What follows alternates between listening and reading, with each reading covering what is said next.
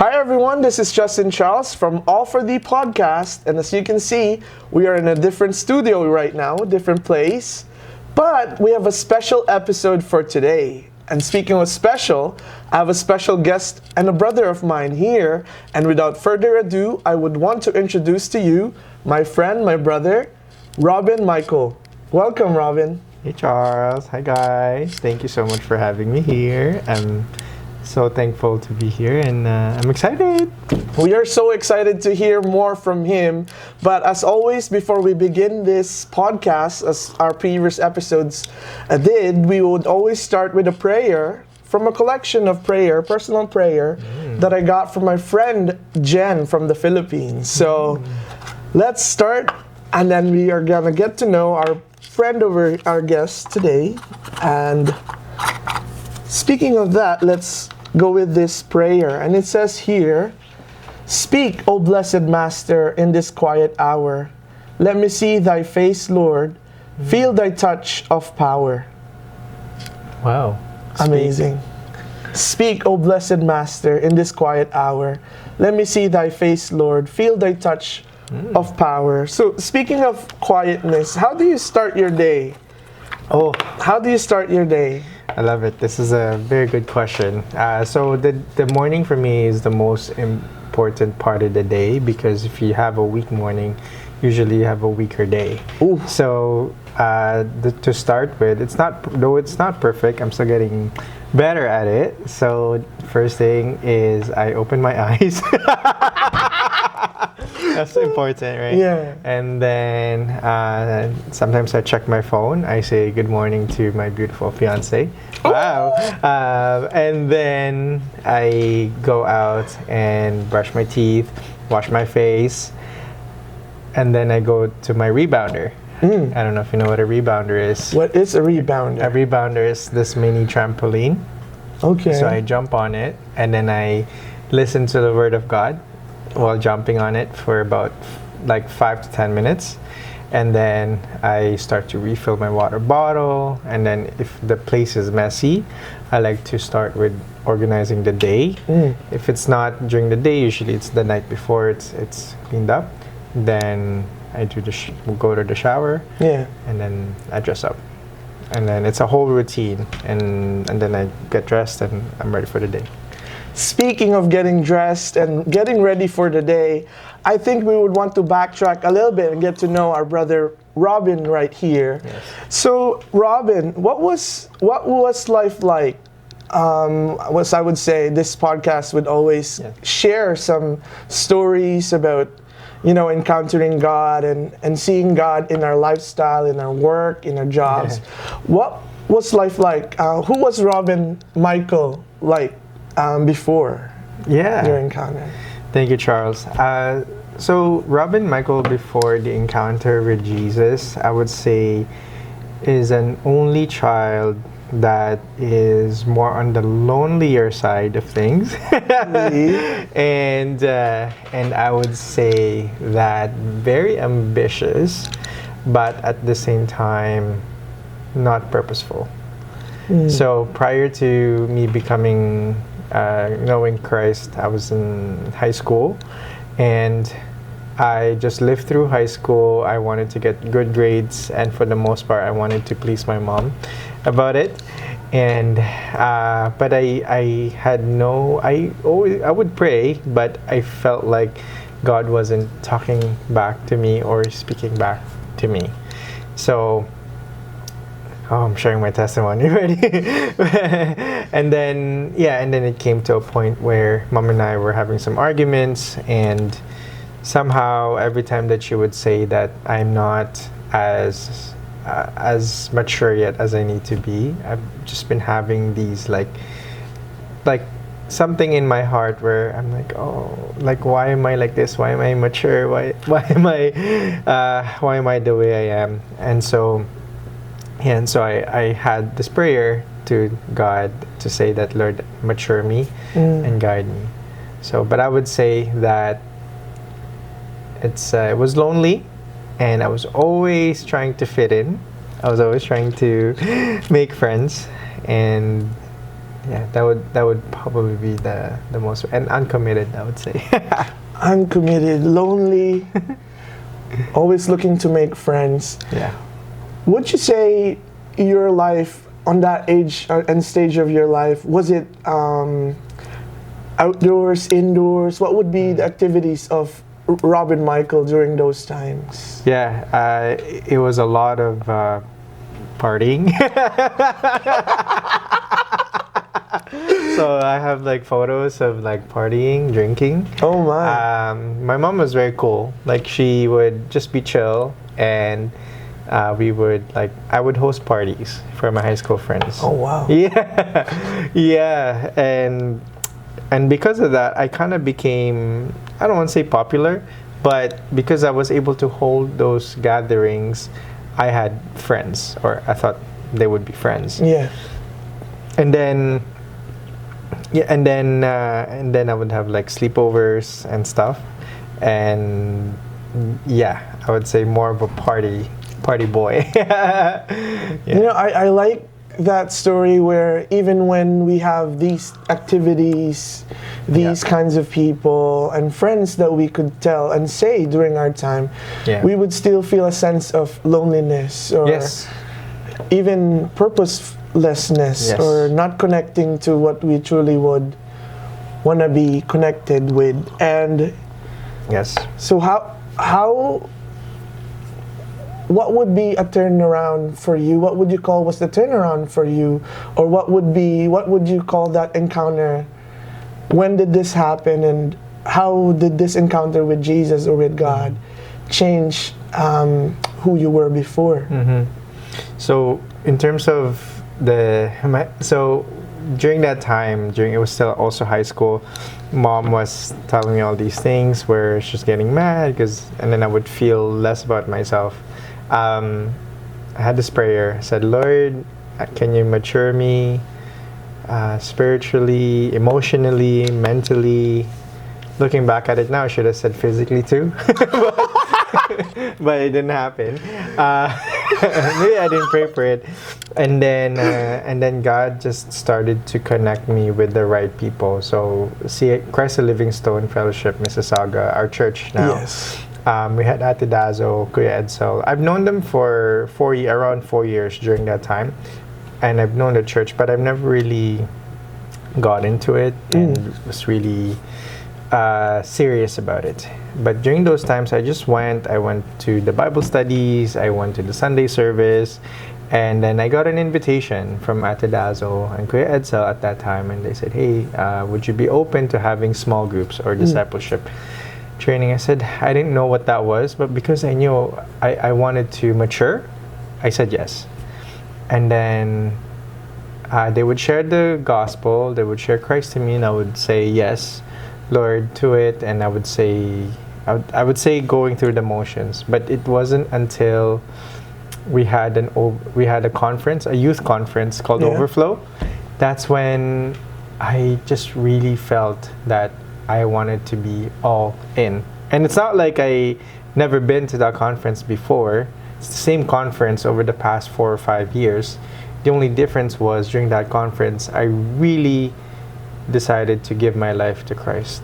Wow. And I just said, I remember the first night, it was around May 18, 2009, I believe, 9 or 10.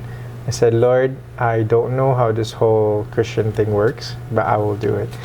And at that time, they were also training us to be youth leaders, but I'm like, what do I know about youth leading? What do I know? I'm not committed. I had extracurricular activities, but never really stick to it. But I said, I'm not committing to the church. I'm not committing to the activities. I'm committing to God. Wow. So I said, yes, Lord, I will do it. I will do my best, and I'll just let you handle the rest. That's all I said. And I believe even today, that's what I say. There are still a lot of things I don't know about faith, but I just, let me just do my best at it.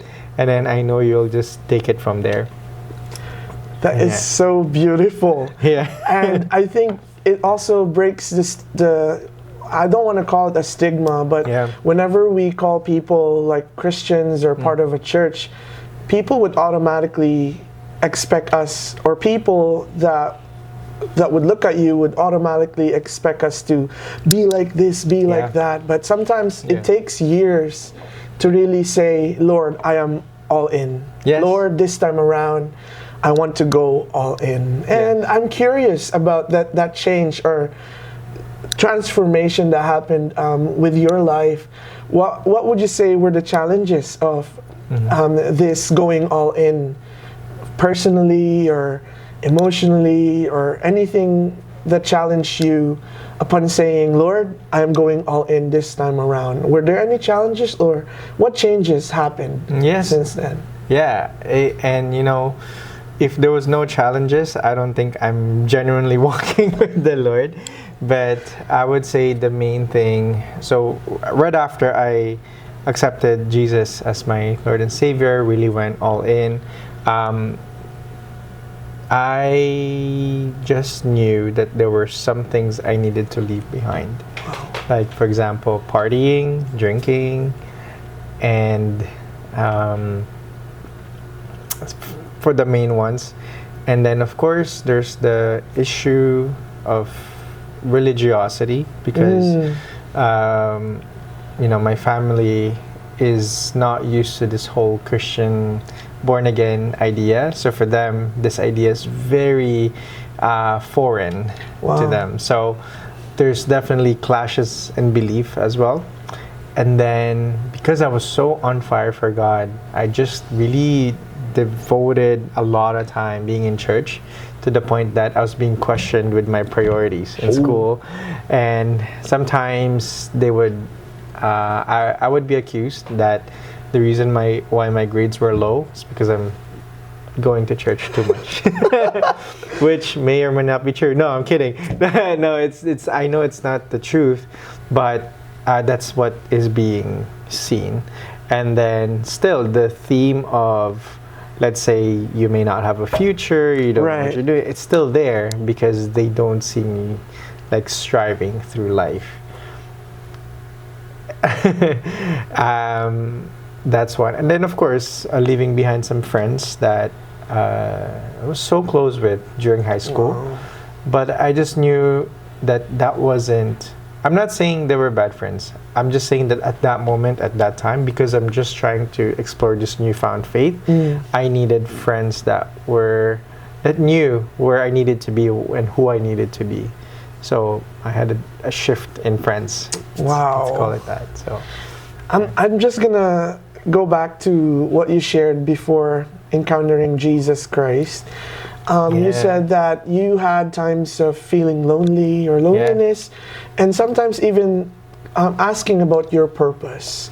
Have you found your purpose in your encounter with Christ, or are there still times when you question, or what would be the challenging moment regarding loneliness and purposefulness, if there are, now that you are in Jesus Christ? Yeah.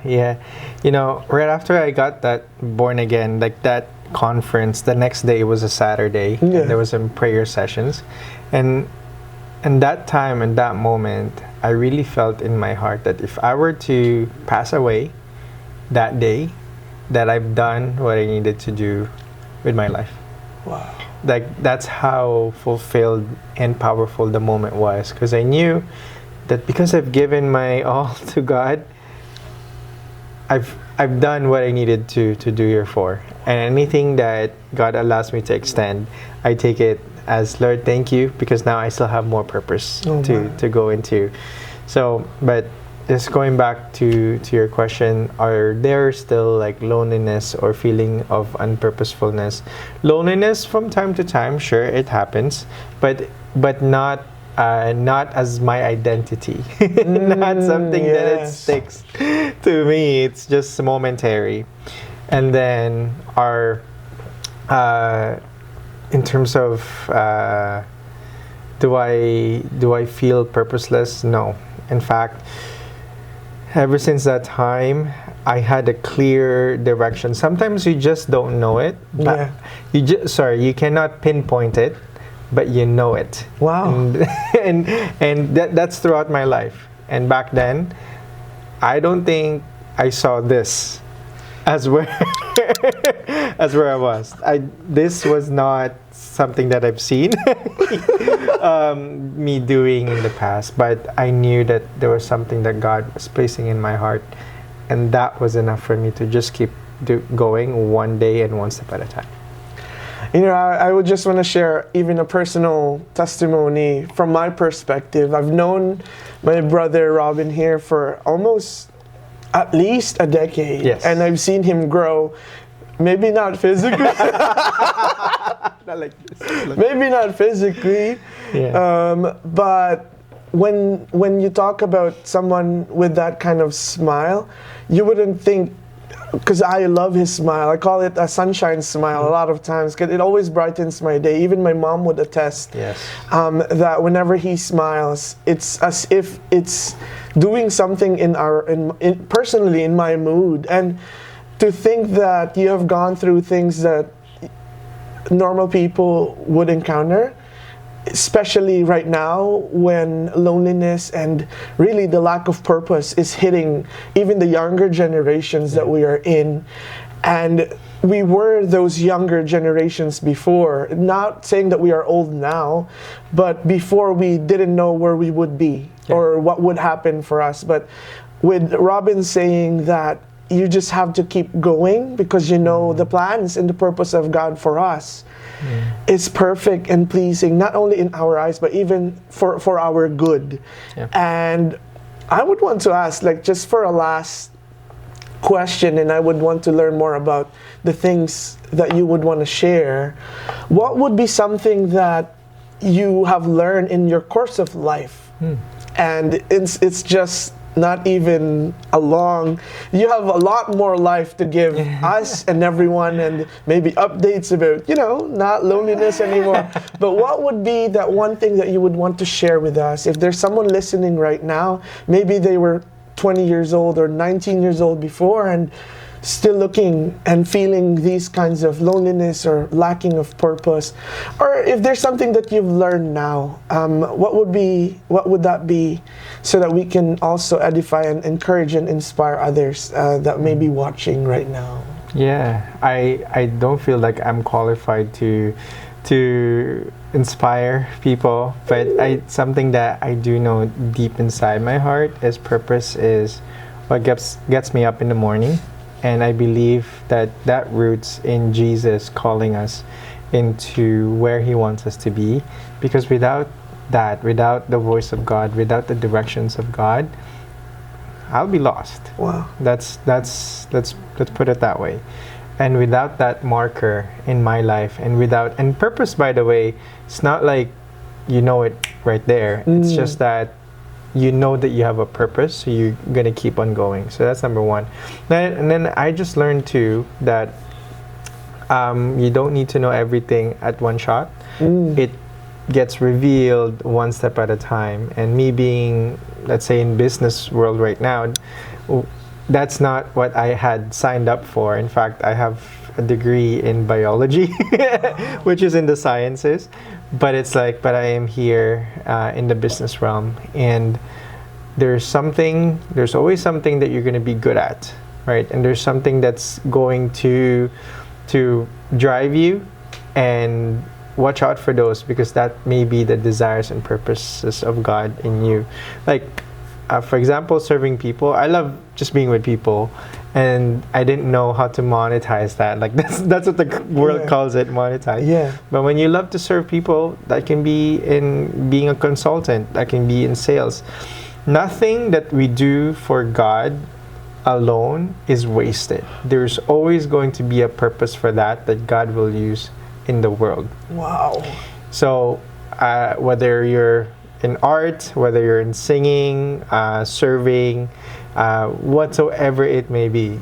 And that's why training in ministry is so key, because that's how God develops you, keeps you, molds you, and then when you're ready, here is you to the world. And And that I believe is something I live by every day. And in terms of loneliness, I am going to be married soon in about a few months, and I say this now that as an engaged man, make the most out of the time when you're still single or not with anybody, because it's not when you get to the phase, when I'm just realizing this, when you get to a phase when you know you're not going to be single anymore, you have to be able to look back in your singleness and say, I gave it all for the Lord. I laid it all down for the Lord, and I prepared to be the best version of myself for not only for that person. That is one thing that's already a given, but for your family, for your children. And that's something that still baffles my mind, that one day I'm going to be a father, and I get to, God willing, of course, and I get to replicate or multiply who God has created me to be. And that is so important for me. And I'll end with this. God says in the Bible to train up a child and to bring the child up in the ways of the Lord.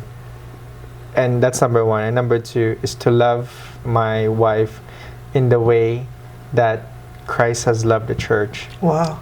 Love wife and train up a child. If I do those two things as a husband or future husband and a future father, it is God who will be providing for that. And I've seen that in the lives of many people that I know. And so that is what we work for. Learn how to love, learn how to lead. Oh my goodness. I'm so blessed. Wow. I'm just gonna take that in for a moment. But I know that I myself am so blessed with that sharing. You know, when you get to a point where you could tell the Lord in the season that you are in, when you are bridging to the next season, and you say, Lord, I give it my all. Yes. What? Wow. Thank you so much for sharing that. And I'm so happy to have you on this podcast. I know it's just it's not the last one, guys. Yeah. I know, I'm pretty sure we're gonna do more projects like these, but just getting to know Robin Michael right now, and even with a glimpse of what he does now, what he was doing before, it just goes to show that God is truly faithful. Yes. We may not know what tomorrow brings, but as Robin said, nothing that we do, especially we do for Christ, will go in vain or would be for nothing. So if you are learning that language, maybe you are trying to cook, I don't know, like if you're just trying to, I don't know, anything simple that may deem like unworthy for you, or in the world that we are in now, like you cannot monetize that. Yeah. One day, God will wake everyone up and say that, hey, I have showed you that path. Even in the times where you think it was not worth it. Yes. Now that you are in there, that's how I will show you. Everything will be worth it if it's for Christ. So thank you so much, Robin Michael. I love saying that name. But if you would want to get to know more of Robin Yes. Michael, connect with him, his business, his projects, everything involving Robin Michael, Google reviews, please go. And I would want to share my big brother here to the world. And for those who would want to learn more about his testimony, or the things that he does now and in the future, where can we find you? Where can we connect with you? What are you doing right now? Can we have this moment for us to share who you are to the audiences? Yes, Charles, that's very generous of you to share. Allow me to share that. That is all secondary here, but my Instagram is Robin Michael Azarcon, and you can add me there. And then my website, I think, is a culmination of who I am as a person, more than as a business website. Although yes, there is that. It's southmississaugaproperties.com, and a little bit of my story is there. My mom's story is there. And in terms of just the day-to-day, it will be the Instagram and also Facebook. That's there. But southmississaugaproperties.com, that's the main place where you can find me and connect with me. So thank you. All right, thank you so much, Robin. And we will be putting the links on the description of this video. And if you're listening through Spotify, we will also put the links there. And so thank you so much, Robin Michael, for giving us your time and just really sharing how God has transformed you from this to this. And now, look, you may not be able to see it on the audio, but look where he is now, not about just the physical, but where God has taken him when he said, I'm going all in with you. So thank you so much, Robin. And once again, this is Justin Charles, and we have before you Robin Michael Azarcon. And this is All for the Podcast, and let's keep sharing his story. Bye-bye. Bye.